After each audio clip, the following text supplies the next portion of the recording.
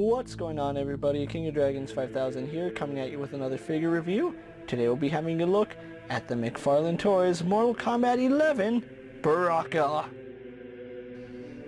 And so here we have Baraka posing out of the packaging. Before we have a look at the figure, let's actually take a look at what he comes with. Baraka does come with his dual wrist blades, which look really nice. I do like them. And he does come with a brain accessory, which also looks really nice.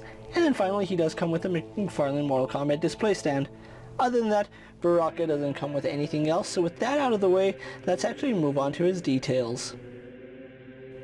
And so here we have a closer look at Baraka, and this is a very nice looking figure. Now, this figure has glimpses of greatness, but then it drops the ball in some places. For starters, absolutely stunning paint job on the head. This just goes to show you how a change in paint affects the sculpt of a figure, because this is the exact same sculpt of the original figure, and this just highlights how much paint helps. You can see just adding all this red undertone really makes the eyes pop, it makes the teeth pop, it makes all the sculpt work pop. Just very absolute fantastic paintwork on the head sculpt. Despite the fact it's the exact same head sculpt, this one looks 100 times better. I absolutely love the way it came out. The paintwork on it is superb. The eyes just, ooh, it's just very, very, very good. Now, I do have to point out where this figure does lack. Like I said, this figure has glimpses of greatness, and then it falls short in other places. You can see they did continue the paint from his head down to his neck, which that is a really nice detail. That's something I really love. But then that's where it stops. It doesn't go anywhere past his chest, which that is very unfortunate. I would have loved to see this red paint throughout his skin tone. That would have really made this figure pop, and just really, really sad that Mcfarlane didn't take the extra step to make this figure pop as well as it should. So essentially what we have here is the exact same figure that we got, what was it, 2 years ago?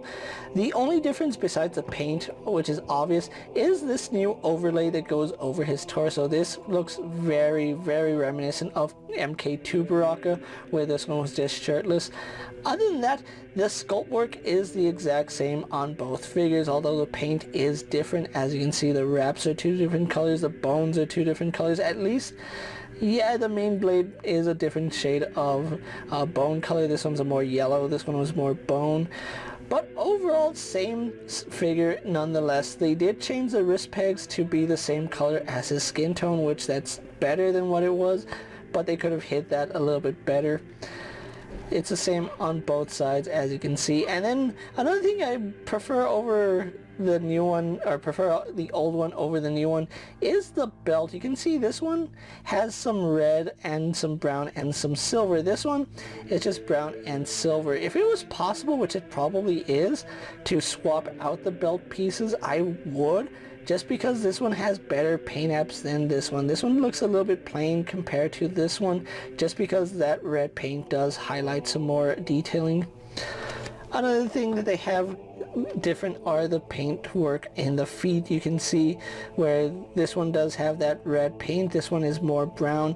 I don't know why they lacked the paint on this figure. They had added some red just throughout this figure just to match right here.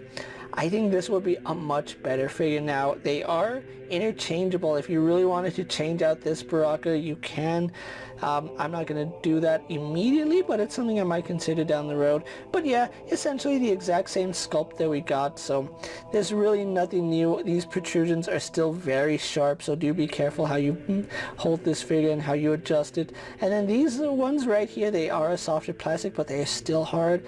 And unfortunately, his blades unfortunately don't have as much rigidness to them as you would expect. They're absolutely floppy.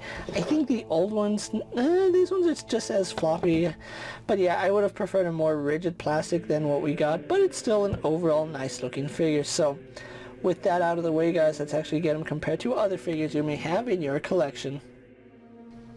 Here we have Baraka posed next to a Marvel Legends Cyclops and a DC Multiverse Superman. Here we have Baraka posed next to a WWE Elite Scale figure and a Mezco 1/12 Collective Popeye the Sailor Man. Here we have Baraka posed next to a Lightning Collection White Ranger and a Star Wars Black Series Mandalorian. And for a final comparison, here we do have Baraka posed next to the Storm Collectibles Baraka and the original Mcfarlane Baraka. So with the comparisons out of the way, let's actually move on to his articulation now. Baraka does have a double ball joint in the head, which does let him look up about that far.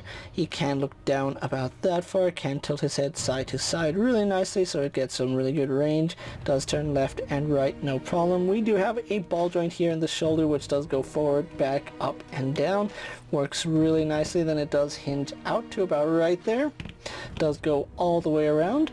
He does have a bicep swivel, which works fine. Double bend at the elbow, only going to about right there.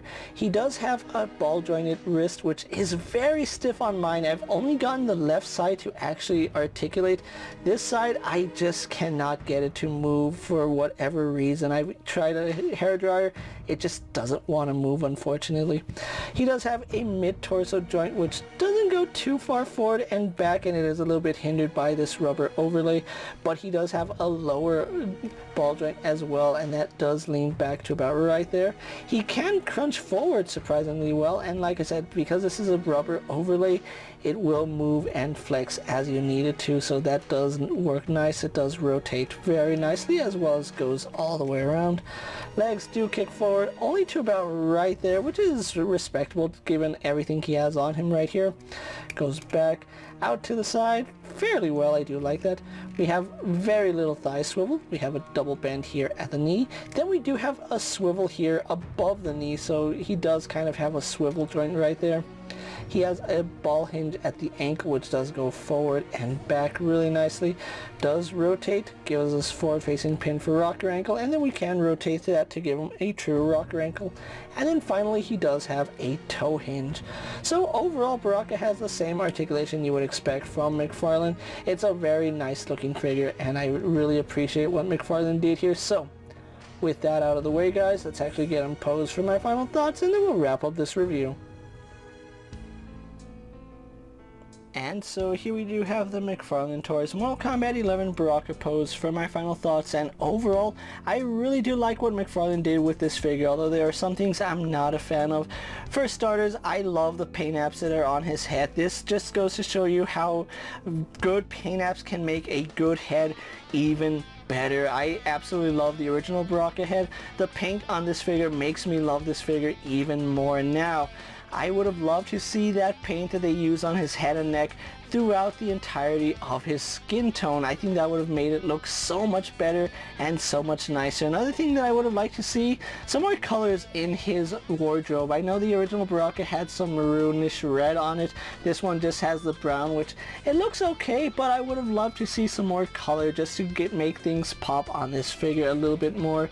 But overall, if you like that original Baraka figure that Mcfarlane gave us, you're absolutely gonna love this figure. This is a must-have for any Mortal Kombat 11 fan, and I'm gonna say this, it's much better than that original figure. Even though he does have the rubber overlay over his torso, it's not as hindering as you would think. I think it's a very nice soft material that does allow for some movement, and Baraka here can get in a lot of nice poses. And so overall, I really do recommend Baraka, and if you are looking for him, he is starting to hit stores at the time I'm making this video, so check your local Walmarts, Targets, GameStops, Amazon.com, Big Bad Toy Store, or Entertainment Earth, where you can pick up your very own Baraka for about $19.99. I did pick mine up from Amazon, and I am really happy with what Mcfarlane did here. I just wish that he had a little more paint just to make the rest of his skin tone pop. With that being said, guys, I'm KingofDragons 5000. Don't forget to like this video, leave a comment, subscribe to my channel. Go ahead and check out all my other action figure reviews as well as all my other Mortal Kombat videos. Hopefully you find them informative. As always, if there's a figure you would like to see me review, let me know down in the comments, and if it's in my collection, I'll gladly have a look at it. While you're at it, check out my Instagram account for new and exciting action figure photos, and as always, ring that bell to be notified every time I upload a video. Until next time, guys, I'll see you later. Take care, everyone.